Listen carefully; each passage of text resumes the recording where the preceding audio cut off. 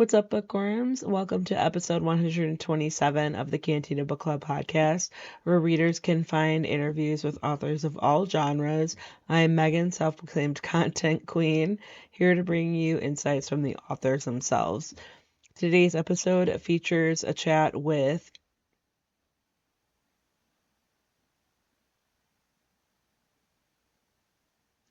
Each week features a Cantina conversation with an author, sometimes a returning guest, and sometimes it's someone new.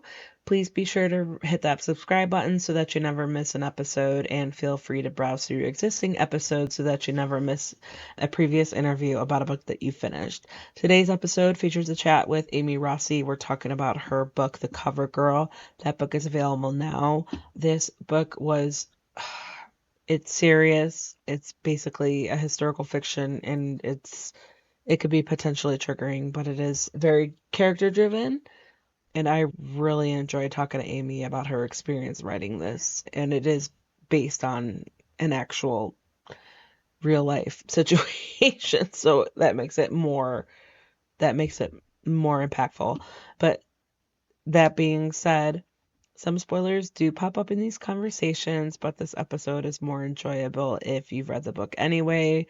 If you don't know why Amy and I are tiptoeing around certain situations, hit pause, add this episode to your playlist, and pick up a copy of The Cover Girl. This interview will be ready when you're done. Just a heads up that I often use adult language to express my feelings towards these authors and their work, whether the characters need to get their shit together or I'm saying what the fuck to the author for making me feel things. Just please be mindful of listening ears.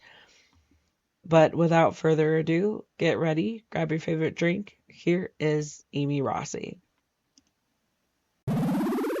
So today we've got Amy Rossi. We're talking about The Cover Girl. That book is available now. Amy, thanks so much for joining me today. I just finished this book. It's fresh in my brain. I'm still letting it marinate. It was a lot. It's pretty hard hitting and heartfelt and really serious, but it was really captivating, and we'll get into it, but I felt like Birdie as a character, I kept flipping back in between wanting to shake her and rooting for her. Maybe a combination of both. So I'm excited to do a little bit deeper today. Yes, thank you so much for having me. I'm excited to talk about it with you as well. Perfect. Yeah, to get started, could you share a summary of the book so that people can follow along with the conversation? Absolutely. The Cover Girl is the story of Birdie Rhodes, and it follows her in two timelines. In the present day timeline, she is 56 years old. She's working as a catalog model, doing small jobs, lives a very small life in Los Angeles until she receives an invitation to a gala honoring her former agent, the legendary Harriet Goldman, which really prompts her to look at the past because in order to attend this gala, she has to really reckon with what happened to her after she was discovered at age 13. And then we have the past timeline where we meet Birdie at 13 and follow her as she's discovered, and then as she's put into the path of a rock star when she's 15 and he's 31, who ends up making himself both her legal guardian and her boyfriend, and how that impacts everything that happens to her after. Yeah. The whole, like I said, we'll get into it, but just from my reader experience, when I was slowly getting into it and the flashbacks, I always appreciate the type of storytelling. I think it's really cool to give the readers you're leading us on and we're wondering, wait, I want to figure out this ominous foreshadowing that we're going back and forth with. But it's a tricky line for you as a writer, as a storyteller, to figure out how you're going to tell that, when you're going to reveal certain things and all that. But yeah, it was, yeah. And then, and I will, in my, when I'm talking about this book, and also when I post about it, there are some trigger warnings, potential trigger warnings as well. But also the flashbacks are they go back to, there's just so many layers there because they go back to a time where, um, it was not only her age, but also the industry, and also just the imbalance of power, and um, how it was everybody saw what was going on except for her, but she was a child. So there was moments like that where when I say I wanted to shake her, it was it's easy for me to say, right? I'm in my late 30s, by now I'm but it's just once you dive deeper into that, how I said, how you're leading the reader into the story, into the narrative, And the more we learn about Birdie and the more we learn about her situation, where it became a little bit more, like, explanatory, not, like, excusable, maybe even excusable, like, why she didn't feel like she could stick up for herself or why she just didn't wanna ruffle any feathers, she didn't wanna be difficult, and she wanted to be a good girl, and she wanted to get work and not threaten her job, and it was her choices, but it was also, like, the people, the adults around her too that failed her, and it was just like, oh, there's so much to unpack there. So before we get into all that, I wanna kinda talk about your background, either personally or professionally, any experiences that stand out as to, like, maybe what led you to release the cover girl into the world. Sure. I have been writing. I think saying I've been writing all my life is a cliche, right? We've all said it. I did start writing as a teenager. Actually, I think I wrote my first book when I was in kindergarten. But after taking an extended break after college, I've been pursuing writing pretty seriously since about 2012. And I left my job in Boston and went to the LSU MFA program in 2013. And this book actually started as a short story I was writing in my MFA program. I'm terrible at short stories. I will freely admit that. That's just not, we can't all be good at everything. and, but I was working during the summer trying to get ready for workshop because sometimes you're in a writing workshop. Everybody really wants to be there. We're all really excited. Nobody wants to go first. So I wanted to make sure I had something ready so I could be the person who went first if needed. And Oh, so considerate of you. that brought me Birdie, so I'm very grateful for that. There you go. Yeah, it was 2014 when this started as a short story, and I had written another novel while I was at the MFA program at LSU that I tried to find an agent for about 3.5 years after graduation. While I was went back to regular life, work in fundraising communications. So I was kind of doing both at the same time. And I found my agent after 3.5 years, and we went on sub with that first book that didn't sell, and that was really hard because I felt like I had. I mean, I know it's very common now. I didn't realize how common it was then, and Mhm, I had mhm. put so much into that, and I felt like it was a book I had really fought for people to take seriously. And my agent left no stone unturned. She tried so hard to sell it, and we went right out with the cover girl after we put that one to bed. And that one, it took some time then. It was very When Harry Met Sally. I feel like at the end when he's like, she says, it only took us 12 years, or it took us, we got married after 3 months. And he goes, yeah, 12 years and 3 months. That's Yeah. the story of the publication of the cover girl. It happened so fast, but after all this other stuff happened too. Exactly. That yeah, like you said, that's so common because of all the authors I speak to, that's a lot of it where it all happens so fast, but then, like, once the ball gets rolling, then maybe you don't hear anything for so long, so that's also a part of it, and it could be a lot because it's like, that's your baby, and you're like you do so much work to get the exposure and to help hopefully to get the ball rolling, to get the momentum for it to reach readers. It's just by the time maybe you've handled one emotion on this exciting roller coaster, you're faced with a new situation that's still very much a part of the process. It's yeah, you're exactly right. Like some years ago, you were like, "Wait, like, is it me?" And then it's like, "No, this is very common because you're dealing with the same things that a lot of published or even like yeah, because trad published versus like self-publishing and indie publishing too has just skyrocketed and which is awesome, but it's also it just adds to those different kind of experiences and different kind of like writer journeys and all that. So it's I always I think that part of the whole package is very fascinating as well because you're being humble and appreciative, but you're also like, yeah, I didn't know. Like, what was I supposed like? I didn't hear anything, and then I'm sitting here waiting, and then like, did I do something wrong? It's like, no, you didn't. You're doing pretty much almost everything right. Like you're And the goalposts keep moving, and you can feel like a failure at every step of them. So you have to take time to celebrate. Absolutely. Absolutely. Yeah, absolutely. What were your experiences as anything that stood out as like a debut author besides that? Was there any like big lessons learned?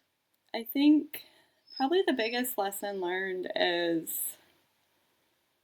everybody is going to have a different experience, and you can't look at somebody else's experience and say, why didn't I get that? Or is there something wrong with me that I didn't get that? Or, oh, this happened for this person, so this is going to happen for me. I think that way lies madness. So people often say comparison is the thief of joy, and it really is true. And I because the more time you spend comparing yourself to other people, the less time you are celebrating the fact that you put a freaking book out into the world, which is really hard. Yes. One of the great things, though, has just been connecting with other debut authors. I'm in a Discord server for debut authors and just connecting with these really wonderful people who write books that might not be a genre I normally gravitate to, but now I really want to read this book Sure. because you're so nice and it's been so great getting to know you. Yeah. And so that's just been really fun. It's even then because like, you can resonate and you can relate to them and their journey, and I think that's such also a very cool way for you to branch out into what you might not pick up in the bookstore, because you can, like I'm doing this type of stuff definitely for me, 'cause I tend to like, enjoy all types of genres with a couple of them that I won't gravitate towards, but even mostly what stands out is, like, the Mhm. nonfiction. I'm not always like, "Oh, that's what I wanna read," but there have been a handful of nonfiction books that I've read and then interviewed authors about, and I'm like, "No, this is cool." And even the subject matters, like, I think I read one was about it wasn't about COVID, but it was, like, about, um it was about mass, like, viral infections in general and the whole process of, like, how this happens and just the whole all the layers of it, like, health system and people's how people reaction and it goes back, like, decades of, like, how people, like, they discover a new sickness, and this is the whole, like, go song and dance again,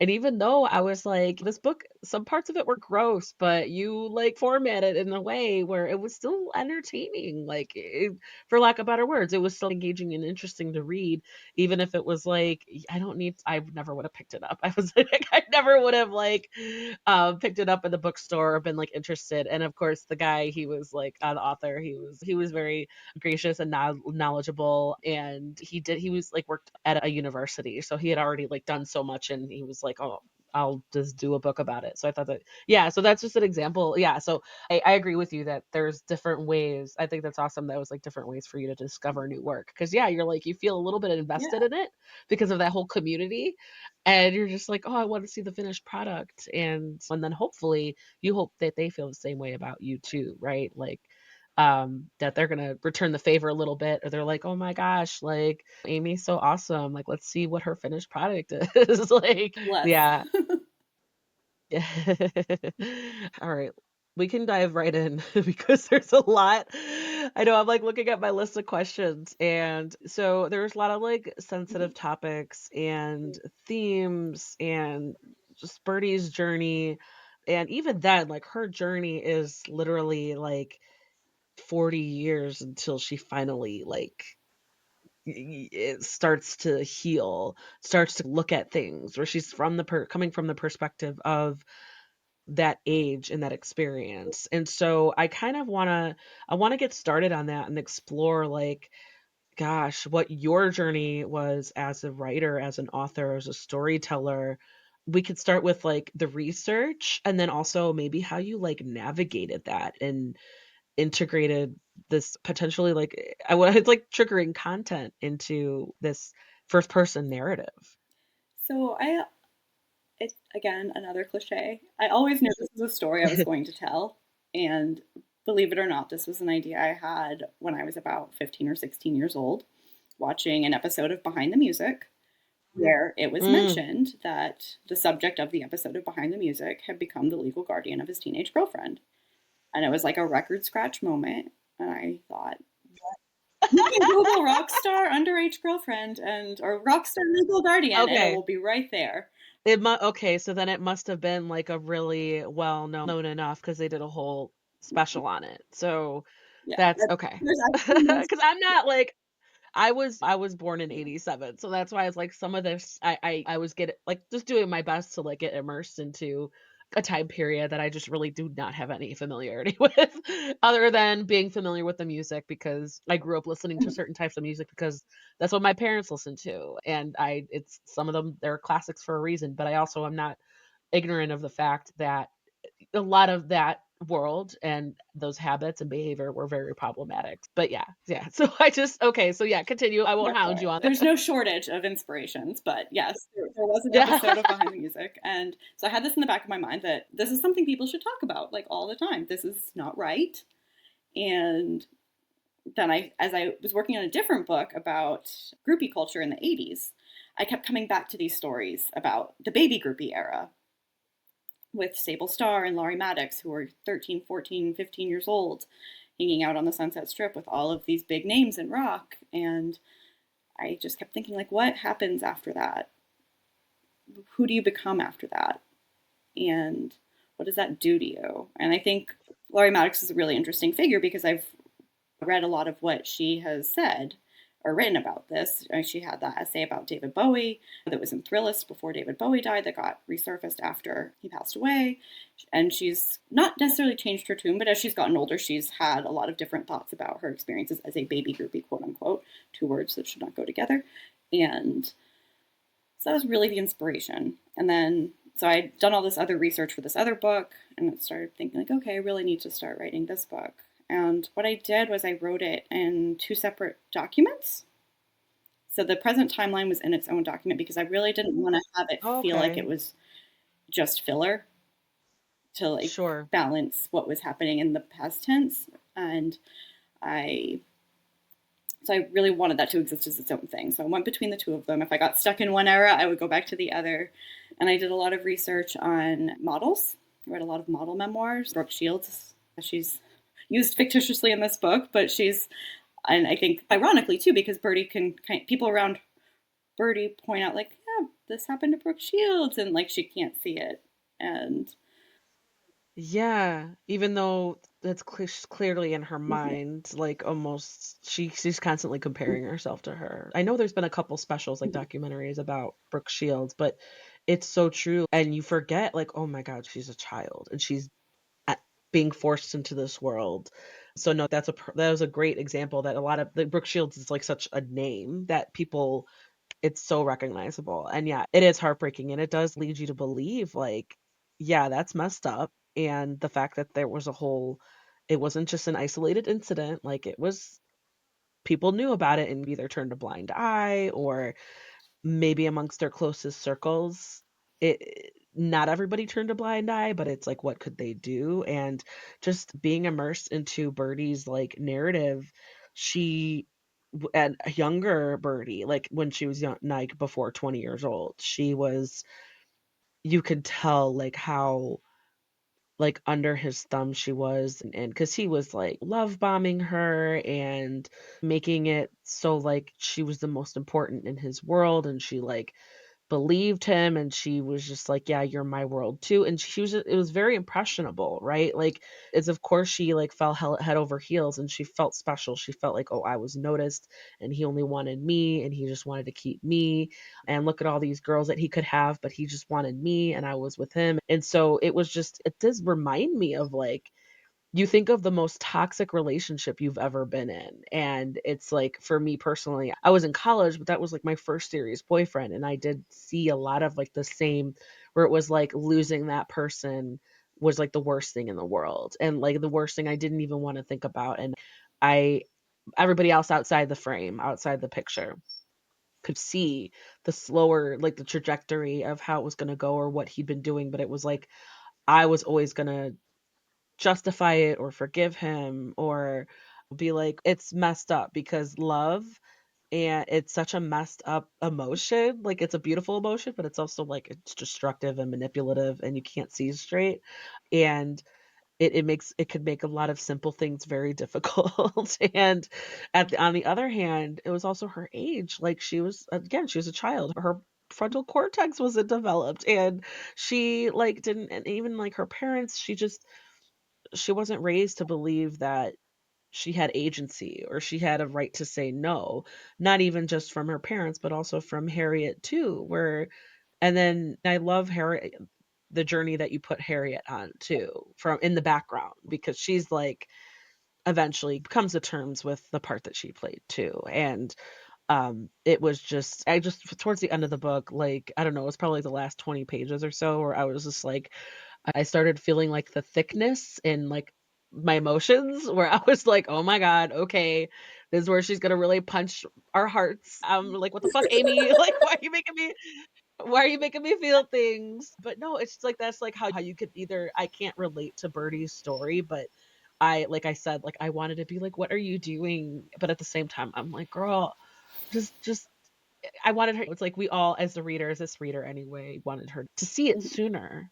You want her to see it sooner, but she was just devastated, then she was self-medicating, and then all she's like, again, all I had to be was legs, all I had to be was legs, and it just does it provides that level of insight into that world of she knew that her value was her appearance and how well she could follow direction and how well people liked her, and that affected, like, everything and all the choices that she made, even though there was this looming, like, "Oh, but I can't lose him. I wanna be near him, and I can't lose him," and reasons A, B, and C, all that. Like, oh god, there's so much to unpack and, like, all these sensitive themes and stuff, and, like, how I don't know if you wanted to expand on my rant there, on my tangent that I'm, like, just, like, rambling on, but also, like, I hope that you were able to, like, also take care of yourself too while just getting in the zone and trying to pull yourself out of the zone and stuff like that. It was, it actually got really hard. I have described writing her as like feeling like I was holding my breath the whole time. And when I would finish my writing for the night, I would almost be like gasping. Like I would feel like I hadn't taken a deep breath in however many hours I'd been sitting at my computer. And I've never bodily gone into somebody like that. And I would need space. Yeah. My partner moved in with me right when I finished the first draft. So I was alone for most of the first part. Maybe that was I okay though. That was a Like thing for me. I wasn't gonna take that next step because I never had a person live with me before. sure, I was not okay. gonna take that next step without finishing that damn book. But That's probably smart. I think it was good to, especially when I finished the first draft, just to be alone with that because as I was revising and we were getting ready for submission, and then I was doing my edits with my editor, it was hard to I needed to just be alone for a little while after I would finish because there's just a lot of emotion that comes through writing it. Yeah, there was emotion for me just reading it, so I can't even imagine. And I had nothing. I'm literally I can't relate to any. Thankfully, obviously, I can't relate to anything that she went through. Whether or not I was like, I'm not a model, and I wasn't like involved in the rock scene, and but even then, as like as that massive power imbalance. But even then, like describing my first serious relationship, where that was the closest thing I could relate to, I was still, like, an adult, I was, like, 19, and so I still again, you're still growing, like, I feel like I'm 38 now, and I'm still, like I'm grateful for the person I am now versus 28-year-old Megan, but then I'm also, like, even 48-year-old Megan, I know I'm gonna grow even more, and so it's so compelling to me, like, character-driven stories like that, where where with the flashbacks of the dual timeline, where and it's all first person. We're all in her head. We don't really get much of her. I don't think we get any of her dialogue. You had her just relay everything. So we just get what's going on in her head. The quotes are from other people. Like any dialogue that's in quotes is from other people, not conversationally. So you're just really in like who you're really immersing yourself in her story and just I felt for her. I felt for her so bad because I knew that it was almost like it was slow train like a train wreck in slow motion. Like, you see what's gonna happen, um, but it's again, it's like it's happening and you're watching it happen, and you wanna it's like the writing on the wall, right? I know I keep going back to it, but it's because of her age too, and the power imbalance, and the emotions, and the feelings, like, she was in love even though she wasn't sure because she had such a messed up, complicated, like, relationship with her parents, and with Harriet, it was very business oriented, like, transactional, mentor-mentee almost, borderline, but also that's the first that's the first time she felt like her value isn't necessarily tied to a dollar amount or work that she can get, but the value that she saw with him and her relationship with him was also not that healthy either. It was not it was very it was still very problematic, and so there's so many layers that her story is so complicated and profound and heartbreaking, and it's once we realize like, "Oh, 2018 is when the present day is," we're like, "Wait, she's, like, in her 50s." Like, "Oh god, it took this," like, because then you realize, okay, she's not married, she doesn't have kids, she's like doesn't really have any other relationships outside of acquaintances, unless and then we learned that she eventually grew into develop more except there's Bernice, and then there's Bobby, but that was still, like, through work and through volunteering. She had it was, like, not like found family, but she had to go find, those friendships and those meaningful relationships that she didn't have anything to base that initial relationship on, and it was just so sad, like, you put her through it. It was just like, It Jesus could have been Christ. worse. Bernice was not planned, and Bobby was not. Bobby had stayed in the past, and Bernice was not planned. And I that was like one of the wonderful things about writing is that suddenly Yeah, Bernice emerged as this more organic force and kept coming back. And I realized that she really did like as small as she wanted to keep her life because with a small life, you don't have to yes, explain anything to anybody. You don't have to. yes. She could just tuck it all away and never think about it. She never had to engage in hard questions. So but Bernice just kept coming back and I was like, I think she needs this and I think there's a reason she's coming back. And Bernice is that friend who is gonna let she's not gonna force Birdie to talk about it, but Yeah, she yeah. knows and she's waiting and she's ready. When the moment Birdie starts asking questions about what do you think this was like, Bernice is ready to pounce on it and call it out and call it what it was. I love Bernice. I really did like her, and I'm glad that she snuck up on you. She was like, "Nah, I'm gonna be a part of this story." Like, Birdie needs me. I love that. I love that. That's also a common thing with authors too, where they're like, "I don't know, my character turned into a dog owner. It wasn't planned." Like, and things like that, where it's just like those friendships or those relationships or someone, a character just makes such a bigger impact than you had ever thought they would plan they would make. And Bobby too, because it was those type of she definitely needed those. And I love Bernice because you're absolutely right. Like she was going to be there for her no matter what. But she knew everything. She worked in the industry. She read the articles. She like and but she knew like if I bug her about it, I would probably push her away. This is not going to be that friendship. So she just also Bernice also appreciated that friendship too because like I think because she was a woman of color, which opens a whole nother layer and whole debacle of the reality of being a black model. It's like that. And this was something I wanted to ask on too. I want to explore the research into modeling because I don't know, like I bet you learned tons of fascinating and crazy things. I could imagine you fell into some rabbit holes there. One of the more interesting things I learned is that modeling, in some ways, was more diverse in the 70s and early 80s. But when the Eastern Bloc opened up after the fall of the Berlin Wall and the end of the Cold War, more models from Eastern Europe Mm. started coming over, and fashion designers and photographers started gravitating towards that look. And runway shows were less about like somebody with a super distinct walk and super distinct flair, like Bethan Hardison or Pat Cleveland. Like if you can find footage of Pat Cleveland walking a runway or rocking a runway, because clearly she was, please go do it. She is phenomenal. She's still walking runways. They favored more uniformity and same body type, same hairstyle, and let's just have the Mm. girls be clothes hangers. I'm using air quotes here because that's a horrible thing to say about human beings. Yeah. And it became more about bodies that showcase the clothes rather than celebrating the model and the fashion at the same time. So that was a super interesting thing I learned. And obviously, like Bernice is not my story to tell, but it was really important for me to have her in there because I mentioned Beverly Johnson in the book several times. She was the first black model on the cover of Vogue in 1974. She has a wonderful memoir called The Face That Changed It All, and she's just a fascinating, phenomenal woman. Highly recommend that.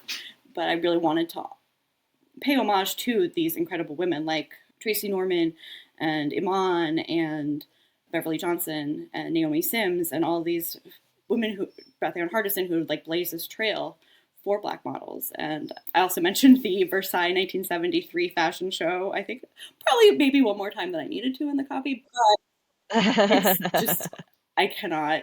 There's a wonderful documentary about that called Versailles 73 American Runway Revolution, and it was just so fascinating. There's so little footage surviving. This was like America American designers, young American designers like Stephen Burrows, Anne Klein, I don't remember all of them off the top of my head, going to France to in a kind of dual fashion show to raise money to restore Versailles. And this was like really putting American fashion out there. And it was an incredibly diverse age and ethnicity range of models who were representing America. And everybody just was like, okay, what's going to happen here? Thinking like French fashion, like France is, Paris is the fashion capital, right? And Right. nobody was ready for what the American designers and American models did. And they brought the house down. And just even listening to the people who were there talk about it, like Grace Kelly throwing her program in the air and stamping her feet, just incredible. And that was obviously a huge part of my research, just like thinking about that culture and how just the way models and designers were working together. And That's so cool. So how much like footage like did you end up, because I imagine like to describe Birdie's learning process, her learning journey in her career, getting the walk down and getting her personality down. And because I'm trying to like or getting the poses, and because I'm thinking like not just the clothing, but like the Mhm. women and the whole process, because it's like, yeah, I you hear things about, like, the fashion industry and the poor models are just there's so much is based on, "Oh, what's your body fat percentage? Do you have the right look that we're looking for?" Well, it's like, there are things they don't have. They can't help that their cheekbones are shaped a certain way or their jawline is a certain way or their nose looks and then it's they could be perfect for one job and not right for another job, and it's so I just it's such a it's a heartbreaking and crazy and toxic industry, but it's popular for a reason, and there's something still fascinating about it. So I wonder, just because 'cause I'm thinking of your descriptions and I'm trying to picture it in my head of, oh, the Mhm. prance, like lifting the knees, and I'm like,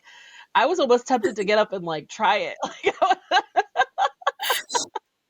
so it's okay if you wanna divulge, if you wanna be like, "Yeah, I did try it," or like, how much footage did you like, how I can't imagine how much you were just staring, like, just trying to research to get that movement So, right. fun fact, when I was very young, I think around 10 years old, Oh, I went to modeling school.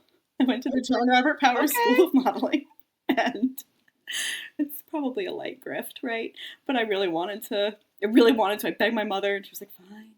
I did learn how to runway walk and how to pose and all of that. And all Like that. little girls, Oh we were little god. girls, but yeah. Sure, yeah, okay. So I did draw on that experience a lot. But yes, I did watch some fashion show footage. And you could, again, see the difference between how a model was walking in the 70s versus the 80s versus the 90s versus now. That's so crazy. Pat Cleveland, That's something I joke about, but then once I realize it, I'm like, "Oh, that makes so much sense." Like, how the industry would change over the years. That's so fascinating, oh my god. I like that's why I like asking about research, because it just even, like but you're like, funny the funnier stories too is that, like, when I ask authors about research or something fascinating that they learned, stuff like that, they end up being like, "You know what? I was researching makeup in the 1960s South, and I ended up 3 hours of research oh, versus in a always. book." One of my favorite things, yeah. I love it. I love doing it. I love I writing love it. about restaurants. I love looking at old restaurant menus. I had so much fun like going back into like the LA Times archive and trying to figure out like where would like Bertie and Harriet have lunch? What would make sense? What Yeah. would be a good restaurant for Bertie to like finally get the rock star's friends to go out to dinner to? Where would the wives and girlfriends of the rock guys who weren't inviting her out, where would they go to lunch? And so that was so much fun to me. I didn't know that. So they go to La Scala and have the chopped salad. And I didn't know that was like a thing still. And apparently it's this viral salad that people are making on TikTok all the time. And the Kardashians talk about the La Scala salad. But the delicateness of the mince was for women to eat it more, like women in Hollywood to feel like they could eat the salad and not get it all over themselves and have these giant chunks of. That's hilarious, but that is, like, so Mhm. meta, like, that's so, like, where the restaurant now I'm gonna look, Mhm. forgive me, because 'cause I'm like, because that's, like, the restaurant is paying attention to its audience. That's And crazy. La Scala it's salad. really good. Like, if I Google it, so first, La Scala chopped salad. Oh, that is oh, that's so funny, because it was a whole thing. And now I make it for lunch. Because you were like yeah. I could see that, 'cause I do like a Mhm. good salad, and honestly, I'm not one that minds, like, he Yeah. cut. Like Caesar salads, like or no, maybe not Caesar salads, but, like, Yeah. romaine lettuce. That's what kinda that reminds me of. Oh, that is so funny, 'cause, yeah, we have to, like They'd be so delicate. Oh my gosh. But see, for me, I would be like, "Wait, there's not enough on my fork." Like, I don't You're just spooning it in. yeah. Like, just give me, like, I don't even know, like, give me a spoon or give me, like, tongs, but that would make it worse. I don't know, but still, like, that's so funny. That's so crazy. That's, like, how you get, like, how deep down you get, where there is a very like, a concentrated group of people who knows exactly what you're talking about. I love that. I love that. That's so funny. But that yeah, that also reminds me because like Bernie, she was just going with it. She noticed those things, but she was also just going with it. That was like also one of like so I kind of want to explore like how did you find like trying to differentiate between the ages and the flashbacks because a lot of it was like I imagine that was like really difficult because we're seeing it through one person's lens, but there's like a huge gap in between those flashbacks. And these are the things that she's noticing. These are the things that are important to her versus 40 years later, or even like when another time jump is like, what you go from like a 2 year and then you go like 2 year chunk and then you have like a 6 year chunk over where because you have to like for storytelling you got to make it seem realistic in what she's going through, but you want to be you want to be mindful of the reader's attention, the reader's time attention span. So I want to explore like how what that was like for you and your writing choices of with the same narrator POV and just with huge not only just different times in her life but like age, like how that age just distinguishes the voice and the personality and all that. So she never really allows herself to be young in her flashbacks. It takes her a minute to settle into how she's going to tell this story. And that's a deliberate choice. It might seem a little jarring for a reader, but I think it eventually it would make sense for her to settle in. Like there's things she kind of can't talk about in a certain way. And so it's the first set is very removed. This is the story or the first section is very removed. This is the story she's learned to tell herself about herself. She doesn't trust yet how to talk about it. But so she's sticking to the set version of events. It's not that different from her voice as a 50-year-old. She hasn't sunk in. So you're not again. There's that Yeah. filter. You're not quite getting full access. This is what she's comfortable saying. And by the time she's on the road with the rock star, she's 15. That section's in the present tense. It's the only section of the book that's in the, or that's not necessarily true. I think the flashback section or the present day section might be in the present tense. But of the flashbacks, it's the only part that's in the present tense. And that was a very deliberate choice because I wanted to convey how stuck she was in that period because that's the real good period with her and the rock star, which she was going to view as the good period. This is what happened. This is how it unfolded. This covers the Oh, tour. It covers everything until she starts like the first chip in the armor. And that's where she still lives. And so yeah. you get a little bit more access to who she is then because that's where she is comfortable being. And then Oh, later in the late 80s, she's it's more fractured because she's strung out a lot. And she's viewing it like she's living her life in a very fractured way. I know. And even then I was still like I don't know. I think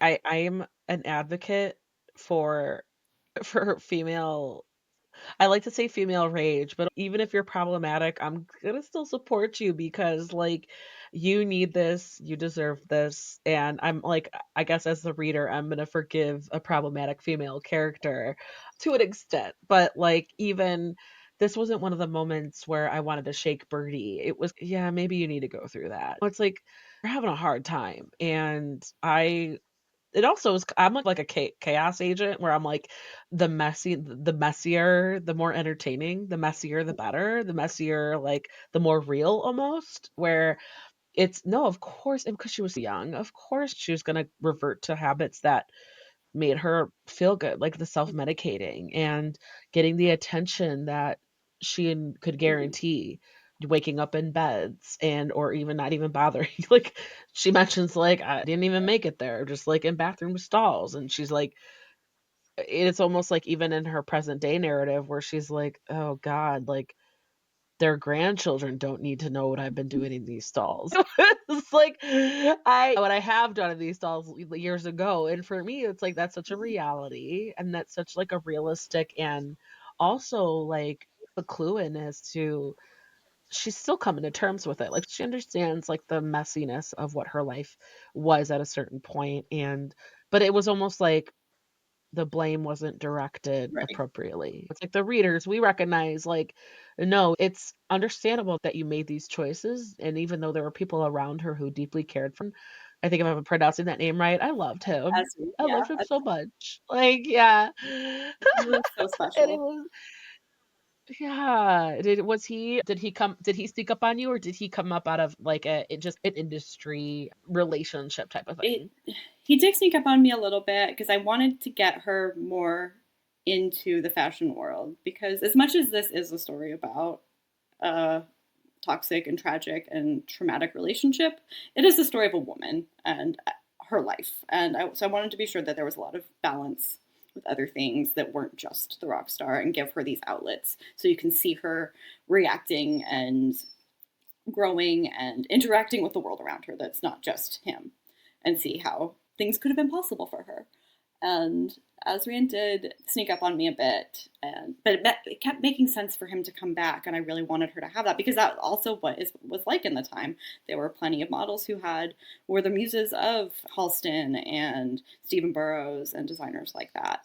The Halstonettes was what they called the Halston's models, and so I wanted to create that vibe. But of course, Birdie wasn't really geared towards high fashion, and Asrian was very high fashion. But it also bringing him back and everything he went through, it was also very important to me because I'm telling the story of a time as well as a person, was Yeah. to delve into how AIDS impacted the fashion industry and that was Yes, which I that was very enlightening for me as a reader, because of course we know, like, history, whatever history that people in general come across, because it's still that period is we're still from that now, but it was such a big deal. It was so significant where the fact that, Princess mhm, Diana in the hand and making physical contact was a huge deal, and she knew what she was doing when she was m doing that on camera, on photo, like, which to me, it was like, I didn't li obviously, I didn't live in that era, but it was so crazy, and I like the sentiments, the commentary that you put in through Birdie. She was like, "I hate that I was mhm, needed like that." She's like, "It just made me aware of how the government failed us," and then she's like, "I know who my mom voted for, and so my inheritance I donated to" like, I love that. I also felt like that was so important because I think that part of her life was and but I don't think she would have ever felt the need if she had not been immersed in right, that world, because it's that is the reality of it when you're like, you hear the whispers, you hear the rumors of so and so got AIDS or so and so has it, and then 6 months later, oh, there's a new person putting your mhm, doing your makeup and your hair, and that's like that's where it really becomes, like, hard hitting and significant because it's the body, the relationship that even if it wasn't, like, a deep relationship that was, like, you the face you mhm, recognized, but then that's, like it was like you were prepared for it, and then it happened, and then it would happen, like, here and here and here, and, like, that's one thing I didn't realize that which I'm grateful the cover girl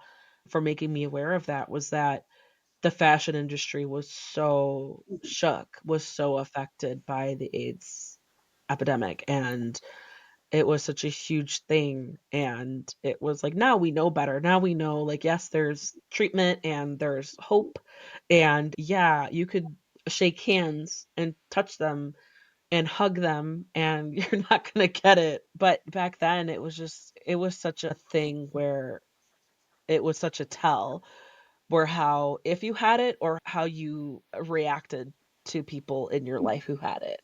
And that was like well, we don't need to get too political here, but it's almost like there's a lot of oh, parallels to today where once you know things about a person and or you see how someone reacts to what they know, then that absolutely changes your opinion of them or like it changes your mhm, opinion enough of that either for yourself or of that person. And I'm like, I pride myself on being like a gay friendly podcast, and I try to whether there's if ever there's like diverse authors and diverse stories coming my way, I get excited because I'm like, oh, I like learning about things that I'm not familiar with, that I have no idea about. And that's one of them. Is that's I think that's why I was like, oh shit. Like that makes so much sense that the fashion industry in the 70s and 80s were so affected by this much bigger picture and this heartbreaking thing that affected so many people who, um, by the time they learned about it, it was almost too late. Like there just wasn't enough information about it, or there, and it's maybe that's almost by design. It was just like the government just didn't want to.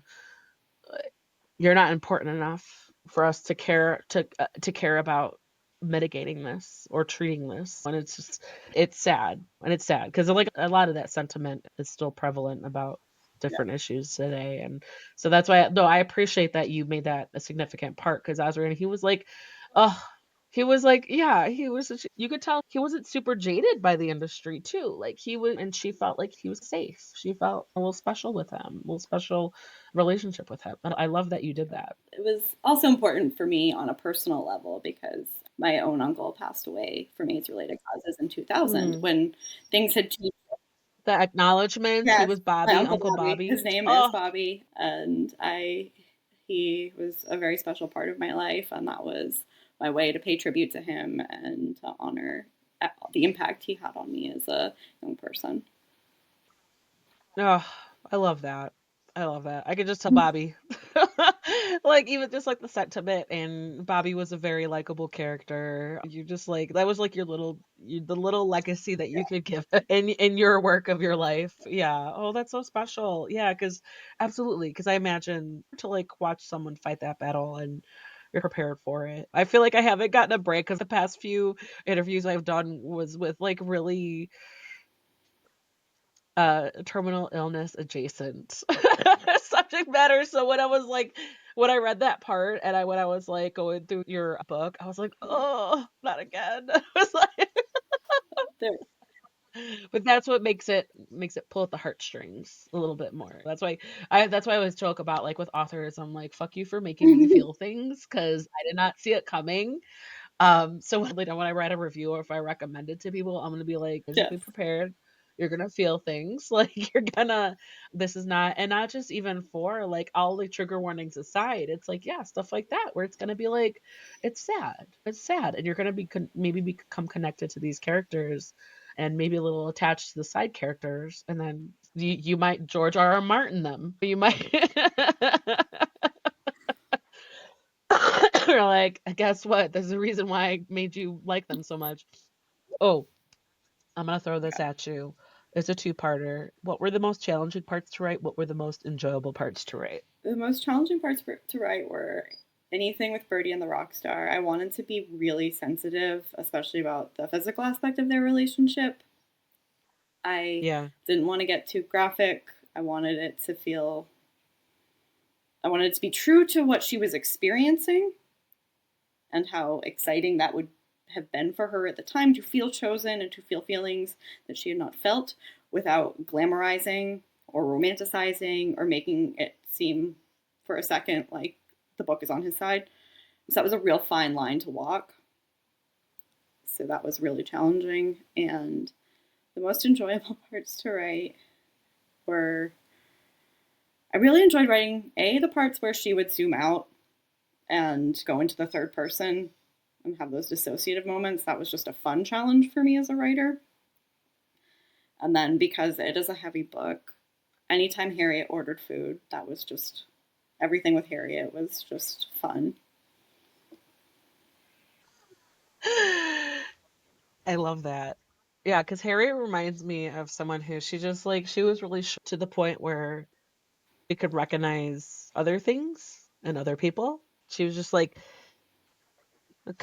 confidence is one way to put it, but just very like she had already reached a level of self-awareness and assuredness where she can focus on everything else and notice everything else. But yeah, I liked Harriet a lot. I felt like she was, at first, I was like, it's very clear that she cared deeply for Birdie, but I wasn't sure, like, what to what extent until we we continue to see, because she's the narrator. We only see life Right. through her eyes. So that's all the reader gets. And she is a somewhat reliable narrator. Like there's parts where Mhm. she's unreliable because she's so like rose glasses. And it also shows like she saw Harriet as like, oh, my boss or the person who I don't want to Yeah. disappoint. When she does, like there's a day where she's like, oh, I don't want to give her any, I want to be, Mhm. even though Harriet's like, no, the second that you're uncomfortable with something, you let me know. Like she was from the get-go an advocate. She's like, you tell me if there's something that doesn't feel right, let me know. And even then when Bertie finally does it, Harriet didn't even really ask for many details. She just asked, was he inappropriate? And Bertie just said, yeah. And that's Mhm. all it took. Because it was like an understanding. And Harriet didn't even like question her. She didn't victim blame, victim shame, victim doubt. She didn't do any of that. She was just like, okay. And so that could have been like, Birdie, like this proof that she's got your back, but she also like was still self-doubt, like she didn't want to be trouble, she didn't want to be difficult. But I it's the kind of those interactions the reader, maybe Birdie doesn't see it, but the reader sees it, where we're like, no, like she's a businesswoman, but she cares for she's looking out for them. She's looking out for them. And I just I liked Harriet. I didn't distrust her. I was just I could tell you care about her, but to what extent? But we eventually learn like no, she looks out like when it matters. All she Absolutely. needed was the word. I think the, Yeah. the tragedy there really is that they both were, instead of being honest about what they wanted from the other and what they needed from the other, they had, for a period of time, a half assed relationship in exchange for keeping the other in their life. She was so afraid of losing Birdie that she couldn't take a more active role and say, just come live with me. Just get out of there. Just come on, let's do this. I think Birdie probably would have if Harriet had said, like, this is okay. I'm gonna take care Yes. of you. This is fine. But Harriet needed that indication from Birdie because she didn't want to drive her away, and she was so afraid of losing her that she would just take these half steps in order to keep her until she. And then Birdie, on the other hand, was like, I'm not like her daughter. I'm Mhm. not her family member. I'm not like a sister or anything. Like, this isn't appropriate. She Yeah. doesn't want me there. It's like, the reader realizes later, like, no, like, she did want you there. It's like, Harriet, you could have pushed this Mhm. 18-year-old a little harder. Yeah. Like, you could have, because she was also very Yeah. delicate. She wasn't a pusher. She was just, "I got you a job," or, "Here, it's up to you." She left the girls a lot of agency, and even though she could have, should have, utilized her experience. I don't wanna say power dynamic. There was definitely a power dynamic, but also utilize that for good. Just be like, "No, like, let's come here and we'll get you settled and it'll be easy." Like, "Oh, it'll be easier. Don't worry about it." It doesn't have to be like that where it doesn't work to cross that line. Cross that boundary a little bit. Like, just making it okay to cross that boundary a little bit. Like, "Yeah, I know, like, you're my client, but you should come stay with me.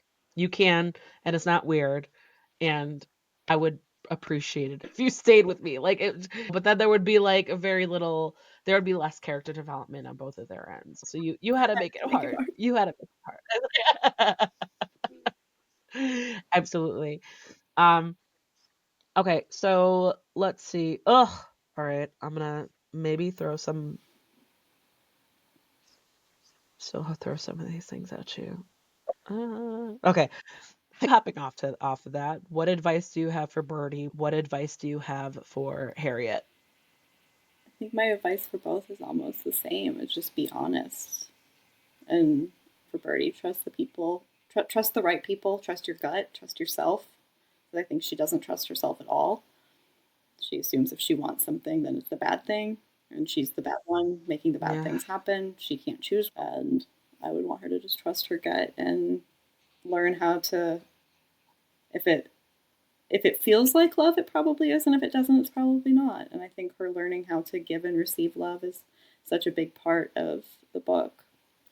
And then for Harriet, like, yes, step forward, take the risk, and protect the girl above the model. Yeah. I think that's solid advice for everyone in that industry. Just any almost like any entertainment focus industry, just like they're just be human above their role. And I don't know anything about the industry. I've never worked in it, but just from what I can maybe try to perceive on like a human level of imagining what that life was like. I imagine how easy it is to just be seen as a dollar sign. How do people, because like you see these I don't know, it just reminds me of some, like, underwhelming movies or, like, movies where maybe there's only 2 leads, but the leads are Mhm. huge, and that's why they need the huge leads to make it interesting because it's like, "Oh, this person gets Yeah. box office numbers. This person gets the dollars. A lot of this person is hot right now." And it's just it's a struggle for I don't know, that's why it's like, "Oh, celebrities, like, why do you feel sorry for them?" I'm like, "They're still people. They're chasing a lot more than the average Joe is. Like, yeah, their life seems easy for one, like the financial aspect, but um, it's still a job. It's worse because if I gain 20 pounds, hopefully I'm still Yeah. employable because I'm not like, and I just think of like some of these actors where they uh become Mhm. outdated, either their age or I don't know, the lack of work, but it's just a lot of different factors, there's a lot of factors that are not fair, and that's what I see. Even in the book, Birdie mentions, I think when she's at that party, she's like, just because like people like to look at me doesn't mean I'm comfortable being in places. Or and later, when she's Yeah. older, and she's like, just because I'm professionally attractive doesn't like people think I'm going to be really good at sex, and so I feel like they have this extra pressure, you Yeah. know. I know, it's so true. Cause yeah, it is like, oh, people think I'm like even I think even in general when, people who are like, "Oh, my so hot," like, or they're just like this they have so much sex appeal. The sex could be horrible, like, what or it could be awkward, or it could be just as, like, human as and it's like they're not a porn star or they're not, like, a sex god, they could be just as vanilla as the average person, and it's just, I if you like, that's great. It's just, like, don't judge a book by its cover kinda thing, and it's but you're absolutely right that you touch on that in her story where she's like, I don't know, people that have these expectations because of what they see. And no, you're absolutely right. You're absolutely right. And it's I laugh about it because it's funny, but it's also, oh, that's yeah. It's Not my because 'cause personal I'm lived experience, but hers. yeah. It's okay if you wanna clarify that, yeah. I don't know. I've attended with some conferences with my author friend, smut lovers in Florida, and I learned a lot, like dark romance. Like I like smut to an extent. Like I like plot, but I also if it's a romance, I do like the intimacy and the open door in the story because a lot of the times it follows the narrative. It follows the intimacy of the characters and how much their relationship grows and stuff like that. And also like it's fun. I don't care what anybody says. You're not going to shame me into reading porn.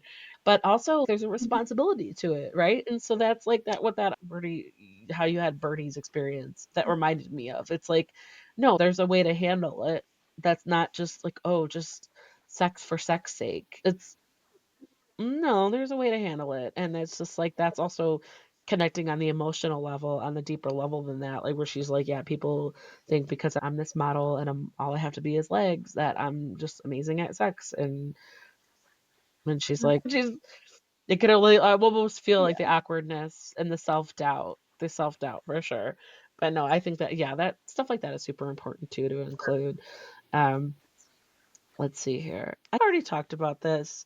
What do you do to take care of yourself? Like, you touched on this when I asked it earlier. Was there anything else that you I add? think just making sure that I'm not writing my own experiences, but just making sure that I'm honoring the experiences that I am writing about, not writing about anything too in a way that feels exploitative or I don't know, gratuitous. And then Any like I activities mean, that I'm you in therapy. I go to therapy regularly. I don't like this is an anxiety inducing industry. And so I think I also had, as I was writing this, the guidance of my therapist to lean on in case I was getting like too heavily involved in it. So that was also. That's awesome. I love that. No, I go to therapy, like, maybe once every 3 weeks. We're doing it, like, once a week, and then we did it once every 2 weeks, and I had to kinda, like, scale back just for the sake of money. Mostly as sad as that is, but also it was, like, we got to a spot where I'm like, "Nah, I'm comfortable." Yeah. Maintenance, not like you know what I mean? No, that's so important. I feel like anybody and everybody, you don't need a reason to go to therapy if you just wanna, like, talk to someone who can give you an objective and professional um, opinion. And I told my brother this and other people this, like your first therapist likely might not be a good fit. Like it's so normal to not like your first therapist. It's so normal. But I've got one who it's so funny because she's like from Poland. She moved here when she was like 20. So she like learned English and she learned like American life and all that, but it's really funny because she's still got that like blunt European way of like delivering the goods. Like she's like, what the example would be I have two little boys, and before a couple of years ago, when I was still considering having a third, and she knows like how I feel about each of my children. How the youngest one, I joke that he's like the spawn of Satan. He's second child energy. He is just a wild card and a hot mess. I love both of my kids so much, but he's the one where I'm like I don't know. I just I love him so much, but I'm like, why do I sound just like my firstborn was never as destructive as you are, and so we were talking about like, oh, should we have a third? Should we blah blah blah? And my therapist is like, she's like, what? Do you think he's going to be better as a middle child? I'm a middle child, so that resonates.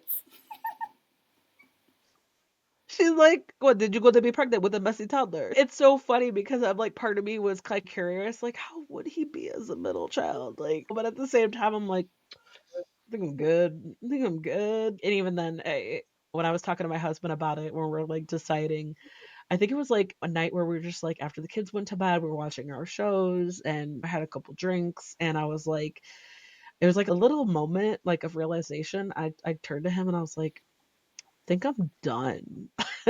I was like, think I'm done. And he looked at me, he's like, yeah.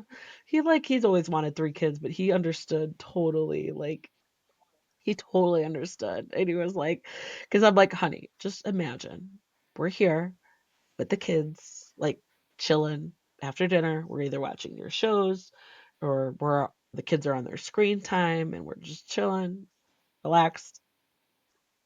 Can you picture an infant? Like hang in our flow. And he's like, nah, you bring up a good point. It was like it was really funny because when I was telling him what my therapist said, he's like, ugh, she makes sense. So that's why I'd say like it doesn't have to Yeah. be like super serious. I'm just a strong advocate for therapy. Like even if medication that's a whole nother level, and it's like even if somebody needs, I've been on medication, but it's like if you need something to take the edge off, that's between you and your evaluator. There's no harm in talking to someone for once a week just to try for like 6 weeks. There's no harm in it. And you might decide that, oh shit, maybe I get something out of this. So I'm glad that you got My that therapist, during your writing journey, going through this shit, going through this like really triggering she's content. in the You know, acknowledgments. like yeah, perfect. I know I always try to read the acknowledgments and then like when I skim through them, but I love that. That's amazing that you're like, oh, gotta shout out to my therapist. They're an important part of your publishing journey. Perfect. So what do you hope readers get out of The Cover Girl? I hope that I hope that anybody who reads the cover girl never is armed and ready and prepared when somebody tries to say the 1970s were a different time, because it wasn't that different of a time. There were things that were different, but it was never right. And I hope they just gain a greater understanding of the world around them, and that I also hope the readers take care as they're reading, because I know again it might be triggering for some people, and that it just maybe there's a feeling inside. They don't have to relate to Birdie at all, but maybe there's something in there in her journey that hits on something somebody else has felt, and I just hope it helps somebody feel seen. Yeah, that's important because, like I said, I mentioned like parts of her journey reminded me of my own experience in my first serious relationship where it's hard to see outside of the frame. It's hard to see outside of the frame. It's hard to see what other people are hoping that you will see, for sure. Not that the effect was that drastic, but there were definitely some. I'm grateful that experience, but at the same time, it's like, no, that was part of it. That was part of where it's hard to see the bit when Mhm. you're in it. Yeah, exactly, exactly. And I love that you brought Birdie's story to life in that respect. So, Amy Rossi, what is next? Are you working on anything that you could talk about? I am laughing because I am turning a book into my editor next Friday. So I'm a bit in full gremlin mode. Yeah. Can't talk, I don't want to get you in yeah, trouble if you can't can't talk talk about about it it. too It's much yet, okay. but I think you're going to see some similar themes of women on the sidelines, of somebody else's story, the impact of pop culture, the girls who were and the women we become in a very different way. Maybe more lighthearted in some ways, but I'm excited about it. It takes a lot of things that I'm very interested in. Is it another That is a or novel. okay. I bet you needed something a Yeah, little bit lighter after this. So it's funny that I wrote a very dark book because I am a fairly lighthearted person in many regards. I love that though. I've spoken to authors who they write some fucked Mhm. up shit, but they're like the they're the sweetest humans ever. So it's just like, hey, if that's your way to like work through maybe some dark thoughts that you have, I'm all for it. I'm all for it. I don't know if Daniel Krauss, he's one that I've interviewed a bunch of times. His brand, I guess he doesn't really have a brand, but he writes some fucked up shit. But he's like, you have a conversation with him. He's such a sweetheart, and he's local to Chicago. So I'm like, whatever. If he's doing an event, I'm like, I pop in like, hey, and he's like, oh hey, like he's such a sweetheart. No, I get it. I get it. That's why I don't judge the writer unless it's like I'm a better reader for my friend, and so that's the only thing that's like I've known her for 20 years, so it's hard to separate the pen name from my friend because I'm like she writes like really dark romance, but like the real taboo stuff. And I tell her this. I'm like, yeah, I could tell you're getting stronger in your writing. I guess I was just really surprised at some of the She's like, yeah. She's like, so she's very self aware. So this is like a funny relationship, but she does appreciate me. She's like, I know this isn't your thing, but I love you so much. But I have to like, okay, I'm like just proofreading her. I'm like consistency. I'm like and leaving her little notes and stuff like that. So no, like absolutely, I get it. I get it. Where you're like, I don't know if my writing matches my personality. It's okay. Okay, Amy Rossi, where can we find you online and on You social can find media? me at amyrossi.com, where you can see a little bit more of my writing, flash fiction, and some music writing, and sign up for my newsletter if you're interested in that. And I'm most active on Instagram at Amy Rossi Writer. You can also find me on Blue Sky at Mossy Air. Perfect, perfect. Yeah, I will make sure to include all those good links in the show notes. It's just helpful to know where you're most active, all that good stuff. Okay, so Amy Rossi, the cover girl, that book is available now. Thank you so much for getting into it, for listening to me rant and going off on tangents, and also letting your just being authentic in your answers and in the chat in general. And if and when you are ready to talk about your next piece of art, your next title, feel free to reach out. I'd love to Absolutely. chat Thank you again. so much for this. This was really great. I appreciate everything. And there you go. That And was there you Amy go. Rossi That talking was about her book, The Cover Walter Girl. B. That book is Levis available talking now. about his Check out book, the The show Meaning notes of where the you can Murder. That book find is Amy available now. online on Check out the social show notes media for to where see you can links where you purchase can the find book. Walter You'll also online and see on where to social find media Cantina Book and Club where to on your purchase the favorite book. social media In book the show notes, you'll communities, also see where such to find as Cantina Book Bookstagram, Club Book Talk, online on BookTube, your favorite Threads, social Facebook, media and book more. communities, And I would such as love and Bookstagram, appreciate if you BookTok, could follow BookTube, that, Facebook, hit Threads, that and follow or more. subscribe And I button would love and so that appreciate you if you never could hit miss that follow out on button book reviews and and author so that you interviews. never miss If out you have on any book book reviews and loving author friends who are interviews. looking to If get you have more any out of book their loving reading friends who are lists, looking to get please more out share of their Cantina reading Book Club with lists, them please share so they Cantina Book can Club with find them upcoming so that they releases and can find interviews with upcoming releases authors. and interviews Another with way to help authors. this Another podcast way is to to head help on this over to your podcast is favorite to head on over to your podcast favorite player podcast and player give and Cantina give Book Club Cantina a Book rating Club and a rating review. and review. It helps It me to helps me to reach reach more more potential potential readers listeners and and fellow listeners book like lovers you. like you. And that And that goes goes for for any any podcast podcast that that you leads listen to. you It's listen one of the to. easiest way that you can Ratings help and out. reviews help out If you so need book much. recommendations, you If you can need reach book out to me. I'm recommendations, you always can looking reach out to forward me. to I'm always looking recommending forward books to based on suggesting your books based particular on favorite your mood, genre based on or the your reading genres that you mood, love, or you can head or on you over can to head on over to cantinabooklub.com to read more cantinabooklub.com in-depth book to find reviews in-depth book of all reviews types of genre. about As while the you're guests that at I've it, you can covered subscribe by or entering about your the books email that I on the have. website so that you can get While new you're at it, you reviews could and subscribe by episode entering your posts email delivered on the directly to website your so that you could inbox. get book reviews If you want to support and Cantina Book interview Club even posts more, delivered you could donate directly by to your finding the form inbox. on If you want to support cantinabooklub.com. Cantina Book Whether Club it's a even one-time more, you donation could or as little donate as by finding the $1 a form month, on I seriously appreciate the support and will share cantinabooklub.com. my appreciation Whether it's a by one-time giving you a shout out donation on the or as show little or as maybe sending $1 you a something month, a little I extra. seriously And appreciate finally, the one of the support and I best ways that will you could show help that authors promote appreciation their towards works you. is to head on over And to finally, Amazon, one of the best Goodreads, ways to help authors Storygraph, or promote their wherever works that is to head you on over to look Amazon, for book Goodreads, recommendations, Storygraph, and give a anywhere that title you that find you've your own read book and that you liked recommendations a rating and and find review. the authors And it and helps titles out that you almost as love much as actually and give purchasing the them book a or rating and review. promoting it on It social media. helps so Thanks so much for much. They listening, really and do see you live next by time. it. The Cheers. ratings and reviews. It's one of the easiest ways that you can help besides basically buying or pre-ordering the book or sharing on social media. And as always, thanks so much for listening and see you next time. Cheers.